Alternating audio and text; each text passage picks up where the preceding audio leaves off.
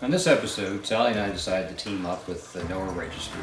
It's a program that started a couple years ago right here in our home province of Nova Scotia, and it's very near and dear to us. It stands for the Network of Anglers and Hunters, and how it works is it takes new hunters and anglers and matches them up with mentors and teaches them all about the sport.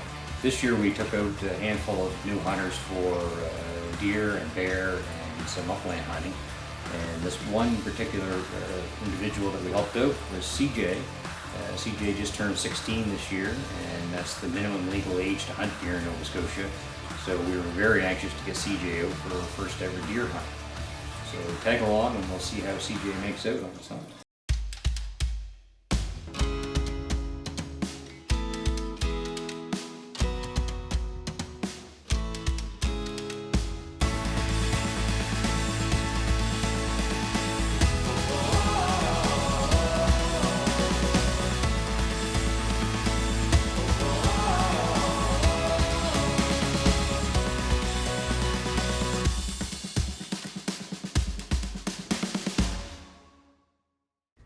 This episode of Canada Hunts is brought to you by Listcombe Lodge and Valley Taxidermy.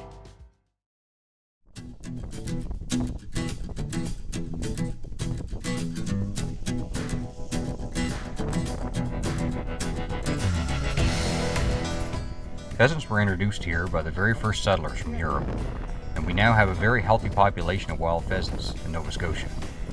And these birds are used to being hunted by both man as well as a lot of natural predators. They've adapted well to using the thick cover to hide within hedgerows and thorn thickets, which is where we find them the most. We're out here on a rainy Saturday with Victoria and Shay and Sally and I and Whiskey. So a little bit of a pheasant hunt as part of the NOAA program we've talked about. And these guys signed up and were interested in upland hunting. So this is both their first time out for upland, and we managed to get a couple birds and put a lot of others up and 2 shots fired. It was a wet, muddy day, but I think we had fun. I'm covered in mud, but it's okay. Yeah, it's really muddy, and it's surprising, isn't it, when they flush and you're like, oh, look at them go! And, oh yeah, trying to get the freeze mode out. Yeah. Great. All right, we'll get out again another day, I'm sure. So the Nova Scotia Women That Hunt developed the NOAA Registry because many times we would be at trade shows and then the public, and we'd have one person walk up and say, I really want to get out fishing, or I really want to learn how to hunt, and then 5 minutes later another person would walk up and go, I have the resources to take somebody fishing, and there was this disconnect where people couldn't connect to one another. Through the NOAA Registry, when new hunters first sign up to be mentored, they select what types of hunting and angling that they wish to be taught about. And upland hunting is one that a lot of people choose to learn. Having grown up on farmland with a very healthy population of pheasants, I was lucky enough to be taught to hunt these birds by my father. Each year during the month of November, you could always find my dad and myself along with one of our dogs out pursuing these beautiful birds. Getting to pass that knowledge on to others that are eager to learn but might not have had anyone to teach them before is a real honor. Teaching these new hunters the importance of building and maintaining a healthy relationship with the landowners is something that will ensure that future generations will be able to continue to enjoy hunting for many years to come. And that really is what being a mentor is about, paying that knowledge forward.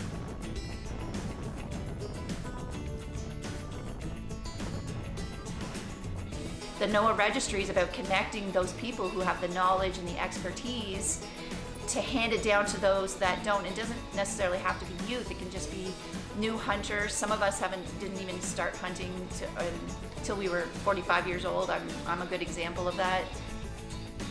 Our wild Nova Scotia pheasants are very good at hide and go seek. That old saying that they'll run a mile before they'll fly an inch is so true. These birds learn very quickly that if they fly, they die. So they learn to use every bit of cover to their advantage. While some birds will choose to hide in the hopes that we might move right on past them, many others will use that cover to hide their movements. Often they'll flush once they run out of cover. Usually that comes at the end of a drainage ditch or a hedgerow. Safety is so very important, and as you have to be aware at all times of where the dog is, where your fellow hunters are, and what is beyond your shot. I always tell folks that are hunting with me that I would much rather let a bird fly away than take any sort of a risky shot. it's about making those connections and getting people out and building a future conservation community where we can continually hand down that knowledge. Family dynamics has changed and we don't have those inherent skills being passed down anymore. Okay, here today with David and Phil. We're part of the tour program, so we're out here on the dikes today. Got whiskey running around here somewhere. We're going to get into a little bit of pheasant hunting. This is these guys' first time for pheasants, and whiskey's actually first time for pheasants as well. Even on a couple of hunts and goose hunts, but first time for pheasants. So we'll see if we can ground some up. Upland hunting makes for a nice break as well from the big game hunting. Being able to walk and talk while hunting is a welcome change from the constant silence and whispering in a blind. Just getting out to stretch our legs is also a welcome change, and keeping up with the dog is great exercise. As a mentor, it's great being able to openly explain everything as it's happening, and it's much easier. For them to be able to ask questions while taking part firsthand is something that you just can't teach in a classroom. That ability to show them firsthand how to locate good areas to find birds, where birds might be hiding, how to read the dog's behavior when on a hot scent, where and when a pheasant might flush, and proper wing shooting. These are all aspects of learning to pheasant hunt. Everything else comes with experience.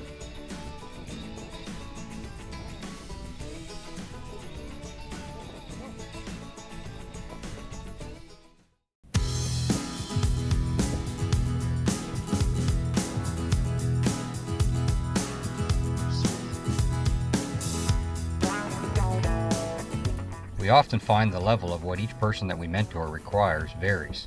While some might require us to be with them for all aspects, others might just want to help getting started and then just call or text us questions as they will hunt on their own. Or they may require help if they're successful in their hunt, and then they'll need help tracking, dragging, or processing their harvest. Just knowing that they have someone that they can call on for assistance gives them that confidence to get out there and practice what they've learned. We love getting those update texts as you can read the excitement in their writing or when they send us live pictures. David's another member of the NOAA registry that we helped mentor this year. He was really looking to get out for his first deer hunt as well, and it just so happens that the day that he actually took the buck that he'd been waiting on, we were actually mentoring on a pheasant hunt at the same time, so he got a hold of me by cell phone. We quickly made our way back to help him blood trail his deer and do the recovery. And David wanted to do everything hands-on from start to finish. So not only was he hunting on his own, he helped field dress the deer, skin the deer, and then we brought it back to the meat shop and he helped process the deer for his family to enjoy all winter long.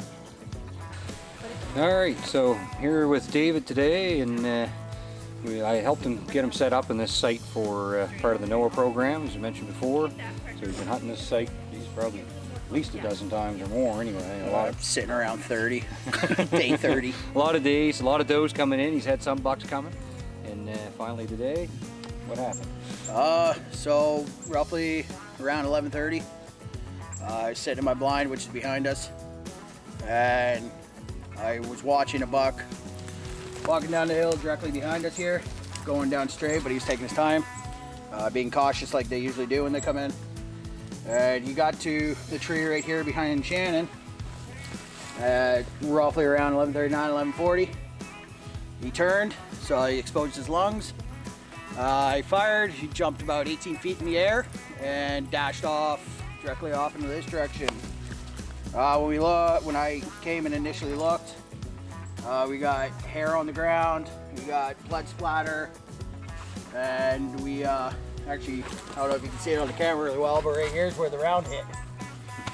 So, I definitely had a pass through at some point on him, but the blood he has here looks like good oxygenated blood, so we're hoping at least one lung. hopefully. So we brought whiskey in. We're going to put whiskey on the trail, and we have the advantage here in Nova Scotia. Any deer that's been, you can't hunt deer with a dog, but you can track deer with a dog. So we're going to have the dog see if we can pick up the scent and see if we can find this deer. Good boy. Whiskey, come here. So, when the NOAA registry was first started, we all thought that we'd be mostly mentoring youth hunters, but we very quickly realized that there was far more adults looking to get into hunting and angling. Folks that oftentimes didn't have that parent or grandparent or peers to teach them. Having been fortunate enough to have been taught these skills by my father, I find that passing on what I've learned through life to others that might not have had that role model brings me such great pleasure and a sense of accomplishment. Seeing those that we mentor make the connection with nature and gain that confidence is what is needed to keep the tradition of hunting and angling going for generations to come.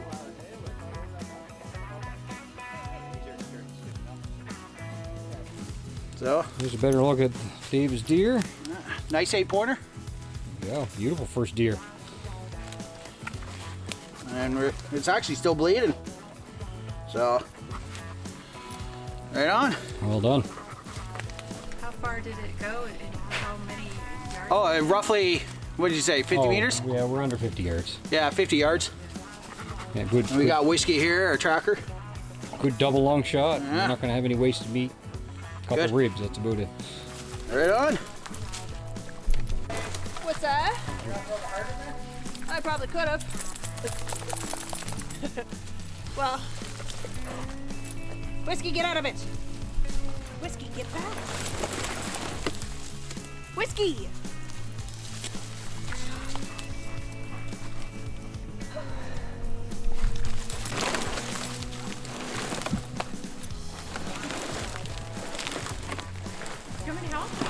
Alright, so other part of the NOAA program we're doing tonight is David's deer that he got on Saturday. 28th. Saturday, a few Yeah. days ago. Saturday. So we let it hang a few days. The weather's going to get mild, so we don't have a cooler, so we're going to be doing it up right away here tonight. So we got it broken down, and we're going to start processing his deer for getting done up for his freezer, so he gets his winter meat. So another part of the learning process.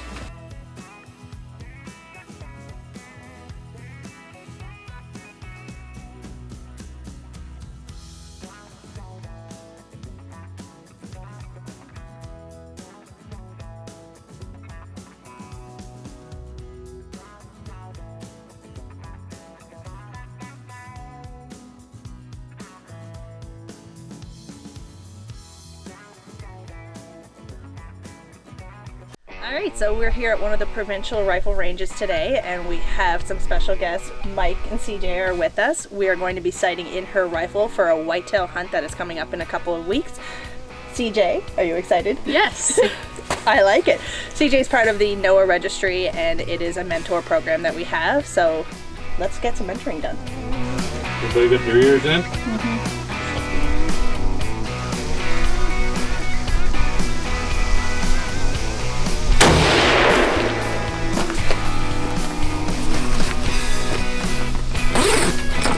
Whenever you're ready, you have fun.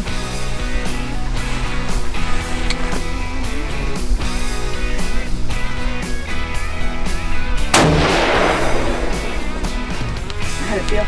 Good. Gun's hot.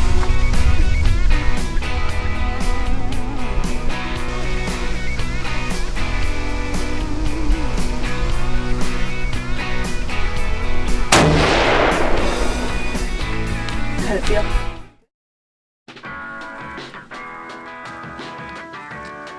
The area that we took CJ hunting at is a good friend of mine's farm, and it's actually Nova Scotia is divided into zones, and the zone that we were hunting in particular with CJ was both antlered and antlerless deer allowed. CJ decided early on that she only wanted a buck, so that was her decision to make. So we watched a lot of does and fawns and yearlings playing through the fields as her hunt unfolded. We first met CJ at the Water and Woods Camp. This is a program put on by the Nova Scotia Women That Hunt, along with various other organizations where children 12 and older take part in a mixture of classroom and hands-on training. They all finish fully certified to start hunting. CJ actually came back to the Water and Woods Camp the following year after and volunteered as a youth mentor to her peers. She went down to Maine on a youth turkey hunt where she was successful in getting her first wild turkey. Shan actually mentored CJ's dad a couple of years ago, as well through the NOAA registry, where he was taught all about bear hunting. I will honestly admit that CJ is one of my favorite graduates from the program. So we're out here today with CJ on the left. Say hi, CJ. And her dad Mike in the middle. And Erica over here on the right. And this is Erica's dad's farm, I guess. He has a lot of these feeder plot fields out, so we've brought CJ out for the youth hunt. We have 2 weeks before the general season comes up.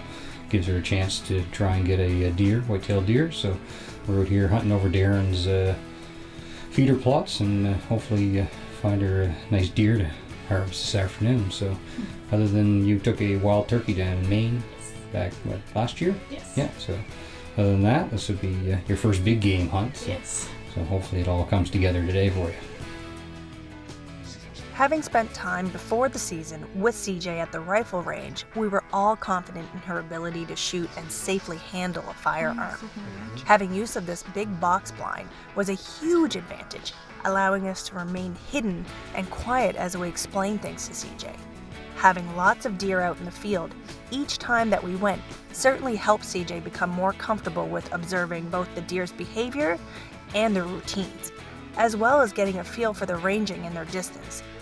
We can all learn so much from just watching the animals that we hunt, and with CJ deciding that she only wanted an antlered buck, it took a lot of pressure off us, allowing us to be able just to sit and observe everything.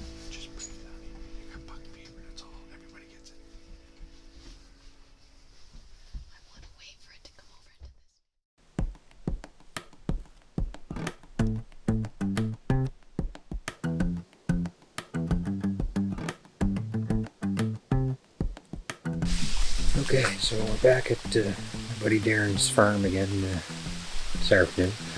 So anyway, we brought CJ back out for another hunt. She's 16. We had her out here for the early youth hunt, and like I say, they have 2 weeks before the general season, but now the general season's on. The rut has just pretty much started. We might be still a little bit of pre-rut, but buddy Darren's been seeing bucks non-stop, chasing does across his fields here and stuff. He apologizes because his lighthouse there that he's built, his lighthouse design, is still a little rough. He's just started the construction here this fall.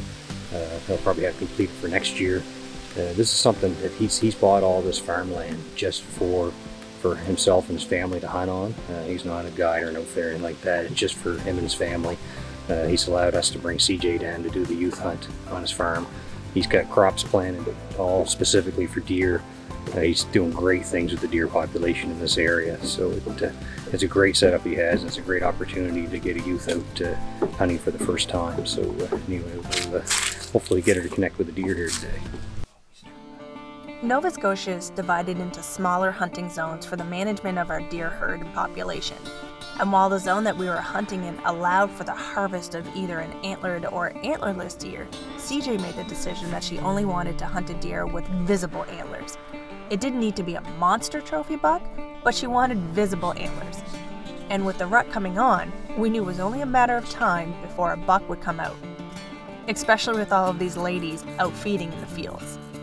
CJ also informed us that if she was lucky enough to shoot a deer, that she wanted to learn hands-on the experience of all aspects, including blood tracking, field dressing, dragging, skinning, to even the meat processing, to help provide her family with clean, naturally harvested organic meat for their freezer. She was the first to spot the small buck working his way through the tree line towards the far corner of the field. After checking the deer through the spotting scope, it was determined to be a small antlered buck, and CJ made the decision that this was a deer that she had been waiting on. As the deer slowly made his way across the fields, she found her nerves getting the best of her. And for anyone that hunts, we can literally all remember those jitters and the oh my god moment putting that first deer in our sights. As the deer continued to make his way even closer to our position in the elevated box blind, we had to reposition CJ from the side window to the front window to give her a better shooting angle. By now, CJ was physically shaking from nerves and was telling us that she wasn't sure if she could do this.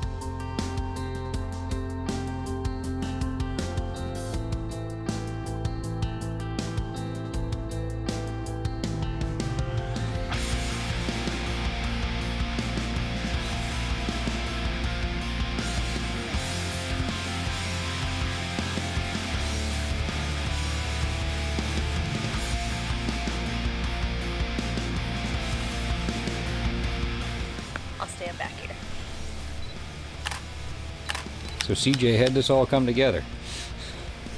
Well, we looked for this deer for a few hours last night, and we thought that it was gone. And then I got a text this morning saying that the owner found my deer. And then a flurry of texts of, "Oh my God!" See the Squeals shot? and illegible. This would be the exit. CJ also decided that she wanted a full field of fork experience, so not only did she harvest this deer, but she took part in field dressing, dragging, skinning, and even came back to the meat shop with us and helped prepare her deer for the freezer, and even made her own deer sausages. So we were very pleased how everything came together for CJ. This episode of Canada Hunts is brought to you by Listcombe Lodge and Valley Taxidermy.